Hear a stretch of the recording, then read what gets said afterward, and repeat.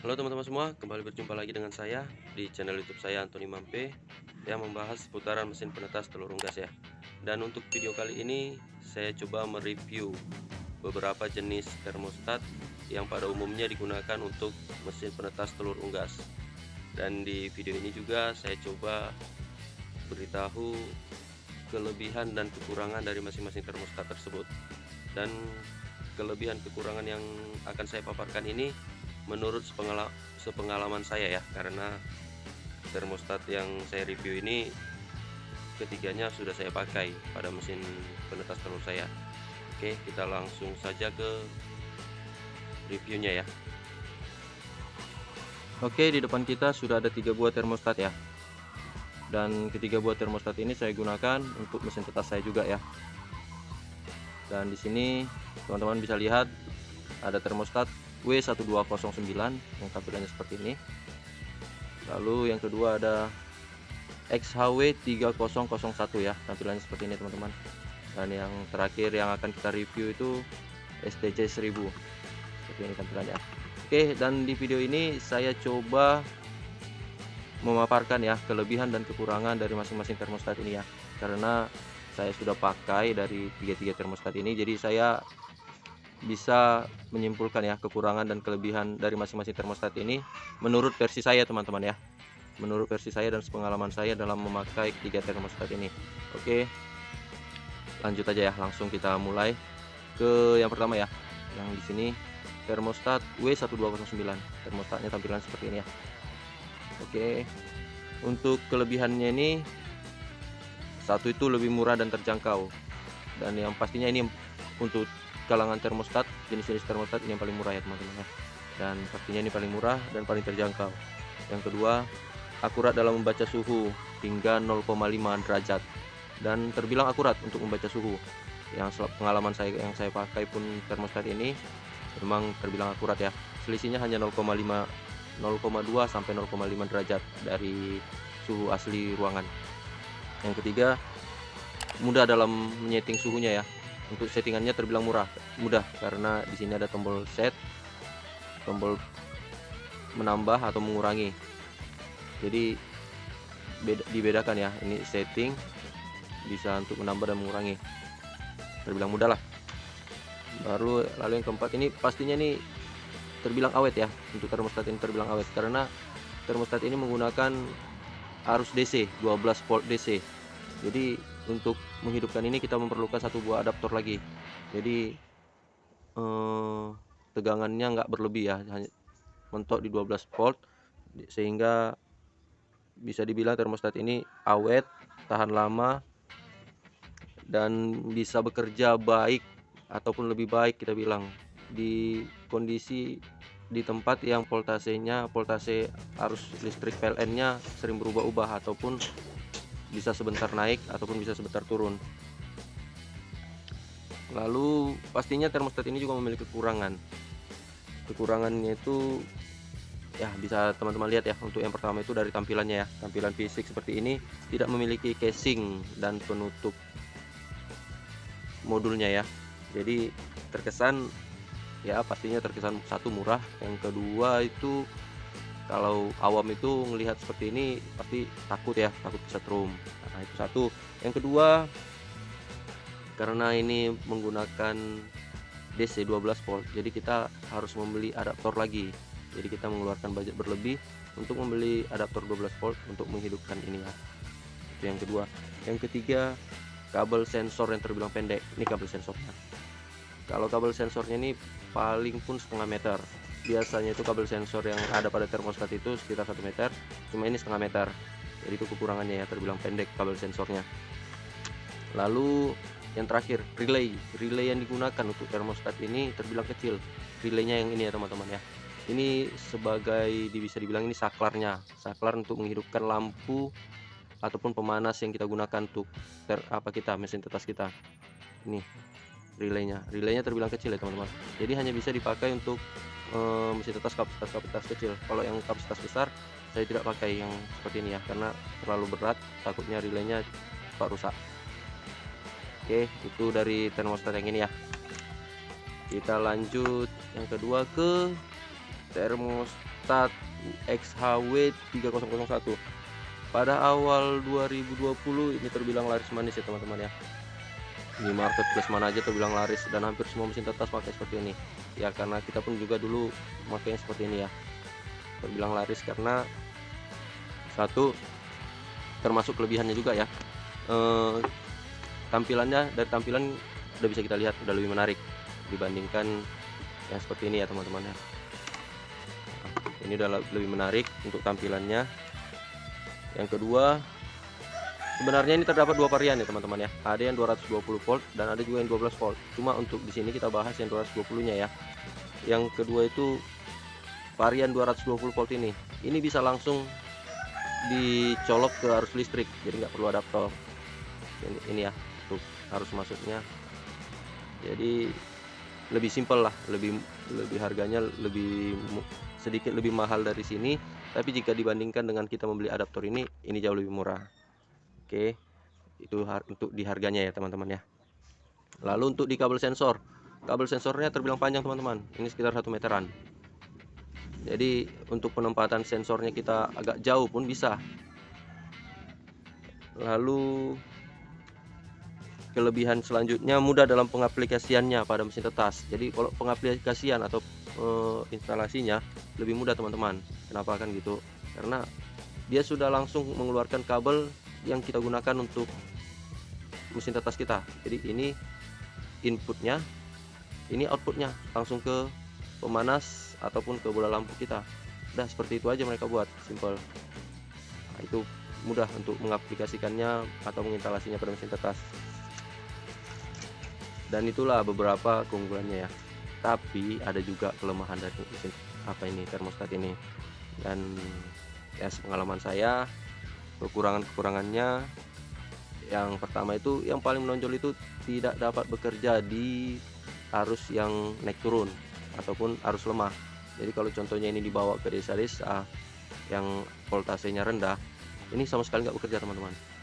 Dia hidup ini lampu indikatornya hidup, cuma dia tidak memutus dan menghubungkan arus, ataupun bisa dibilang relaynya tidak bekerja. Untuk kekalahannya ini di arus lemah dia tidak jalan. Lalu yang kedua, selisih baca suhunya terbilang tinggi, sekitar 0,5 sampai 1 derajat. Jadi dia nggak seakurat ini ya teman-teman ya. Ini lebih akurat dibandingkan ini. Kalau ini selisihnya 0,5 sampai 1 derajat teman-teman. Lalu yang ketiga itu relay yang digunakan untuk termostat ini pun terbilang kecil ya. Jadi kalau kita untuk mesin-mesin tetas kecil mungkin ini bagus, tapi kalau contohnya untuk kapasitas besar 100 butir ke atas itu ini takutnya relaynya cepat jeplak. Jadi nggak disarankan untuk kapasitas besar. Lalu yang terakhir ya, fungsi termostat ini cuma satu, untuk menaikkan suhu ruangan. Tidak bisa seperti yang ini, menaikkan suhu ruangan ataupun mendinginkan suhu ruangan. Ini bisa, ini tidak bisa, hanya menaikkan suhu ruangan. Itu dia. Dan yang terakhir ya teman-teman ya, di sini untuk settingannya terbilang rumit karena hanya punya 2 tombol atas dan tombol bawah. Untuk settingannya terbilang kita harus tekan lama ini baru bisa kita setting, sama ini juga kita tekan lama baru bisa kita setting. Jadi terbilang rumit. Banyak konsumen saya yang nyeting ini mereka bilang rumit. Nah, itu dia kekurangannya dari sini. Kelebihannya tadi udah, kekurangannya juga sudah saya paparkan. Oke, yang terakhir yang seperti ini ya. Ini STC 1000. Kalau ini baru-baru ini banyak dipakai oleh mesin penetas telur ya. Tampilannya seperti ini, bisa teman-teman lihat. Dan ada beberapa varian ya. Ada yang 220 volt AC, ada yang 12 volt DC, ada yang 24 volt DC. Yang kita pakai ini yang 220 volt AC ya teman-teman ya. Untuk kelebihannya ini teman-teman bisa lihat ya. Untuk yang pertama ya, tampilannya yang lebih elegan ya, lebih elegan, lebih cantik, lebih bagus lah kita lihat dibandingkan dari 2 termostat sebelumnya. Yang kedua, panel angkanya terbilang besar. Ini panel angka atau displaynya sebesar ini ya teman-teman. Dibandingkan ini bisa teman-teman lihat panel displaynya sekecil ini aja. sama yang ini juga, panel displaynya terkecil. Ini panel displaynya besar. Lalu yang ketiga, ini lebih mudah dalam setting naik turun suhunya, karena di sini ada tombol set, ada tombol panah atas dan tombol panah bawah. Jadi lebih mudah dibandingkan dengan yang ini ya, yang hanya memakai 2 tombol ya. Lalu kelebihan selanjutnya ini bisa bekerja pada voltase rendah ya, voltase rendah, ataupun bisa kita bilang di tempat-tempat yang voltasenya sering turun. Jadi ini pasti masih bisa tetap bekerja dengan baik ya, walaupun di tempat yang voltasenya turun ya, ataupun voltasenya rendah. Baru keunggulannya selanjutnya itu relay yang digunakan untuk termostat ini terbilang besar, pastinya lebih besar dari relay yang ada di sini dan di sini ya. Ini lebih besar, jadi makanya ini banyak digunakan orang di kapasitas 100-200 butir ke atas, karena daya kekuatan relaynya lebih besar ya, jadi nggak cepat jeplak. Itu keunggulannya juga. Dan yang terakhir, keunggulannya ini seperti yang bisa teman-teman lihat ya, di sini ada tulisan cooling dan heatingnya. Jadi termostat ini bisa berfungsi untuk menaikkan suhu suatu ruangan dan bisa juga berfungsi untuk menurunkan suhu suatu ruangan ya, dengan lambang cooling ini ya, untuk menaikkan dia lambangnya heating. Itu untuk kelebihannya ya. Dan pastinya termostat seperti ini ada kekurangannya juga. Dan kekurangan yang paling bisa kita lihat dari termostat seperti ini, yang pertama ya, dari harga. Termostat ini terbilang harganya yang paling mahal, dan bisa dibilang harganya lebih mahal dari termostat yang 3 tadi ya. Kalau untuk harga, perbandingan harga, termostat, kita membeli satu termostat seperti ini, teman-teman bisa atau dapat membeli 3 buah termostat seperti ini, dan dapat membeli 2 buah termostat seperti ini. Nah, itu dia perbandingan harganya ya. Jadi lebih mahal daripada kedua termostat yang ada ini. Dan yang kedua, untuk menginstalasinya pada mesin tetas terbilang agak sedikit sulit, karena di sini dia menggunakan seperti ini ya teman-teman ya. Jadi di sini untuk arus masuk, di sini untuk heating ya. Kalau kita mau menggunakan pemanas, kita pakai yang 2 pin ini. Tapi kalau kita menggunakan untuk pendinginan, kita pakai yang 2 pin di ujung. Jadi kita pakai yang 2 yang ini ya. Jadi yang bukan yang 2 ini langsung masuk ke lampu ataupun pemanas kita, bukan, tapi satu dari arus PLN, satu lagi untuk keluar ke pemanas kita, dan satu lagi netralnya kita langsungkan ke pemanas kita. Bukan seperti ini tadi ya, dia masuk 2, keluar langsung 2, bisa langsung ke listrik dua-duanya, ke lampu kita dua-duanya seperti ini. Tapi kalau ini enggak, ini masuk 1, keluar 1, dan satu lagi kita ambil kita jumper dari sini. Dan yang ketiga, di termostat ini terbilang untuk selisih baca suhu ruangannya terbilang besar ya, terbilang 0,5 sampai 1 derajat, sama seperti ini. Kalau bisa saya simpulkan, kemungkinan karena panjang kabelnya nih ya, panjang kabel sensor ini sampai 1 meter lebih, dan sama seperti yang ini 1 meter lebih. Kemungkinan karena panjang sensornya, jadi toleransinya makin tinggi. Jadi yang itu yang membuat ya, jadi ini selisihnya itu 0,5 sampai 1 derajat, sama seperti ini 0,5 sampai 1 derajat, karena mereka memiliki kabel sensor yang terbilang panjang. Kemungkinan di situ ya, selisihnya terbilang tinggi 0,5 sampai 1 derajat, kemungkinan karena kabel sensornya terbilang panjang. Jadi itulah ya, itu ya teman-teman ya, dari review saya dari ketiga mesin termostat untuk mesin tetas. Jadi itu tadi ya teman-teman ya, review singkat saya tentang kelebihan dan kekurangan dari masing-masing termostat yang ada di depan kita ini ya.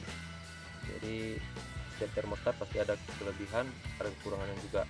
Jadi kalau untuk pemakaian tergantung teman-teman mau pakai yang mana, nggak jadi masalah, tapi bisa disesuaikan dengan kelebihannya dari termostat masing-masing. Kalau untuk kekurangannya teman-teman bisa siasati dengan cara teman-teman masing-masing ya. Dan sekian dulu video singkat dari saya ya. Satu lagi ya teman-teman ya, di sini saya paparkan kelebihan dan kekurangan kekurangan dan kelebihan dari termostat ini bukan untuk mengiklankan atau mempromosikan salah satu termostat ini ya, ataupun untuk menjatuhkan salah satu dari termostat ini, tidak. Saya memakainya tiga dan saya gunakan semua sesuai dengan kelebihannya dari termostat masing-masing ya. Dan di sini yang saya paparkan tadi kelebihan dan kekurangan itu berdasarkan pengalaman pribadi saya ya teman-teman ya, agar tidak salah paham teman-teman yang lain. Siapa tahu ada kesilapan atau kesalahan dari saya tentang kekurangan dan kelebihan mesin tetas kekurangan dan kelebihan dari termostat ini. Teman-teman bisa kirimkan komentar agar saya bisa perbaiki. Oke, sekian dulu video singkat dari saya. Terima kasih telah menonton channel YouTube saya. Salam paham.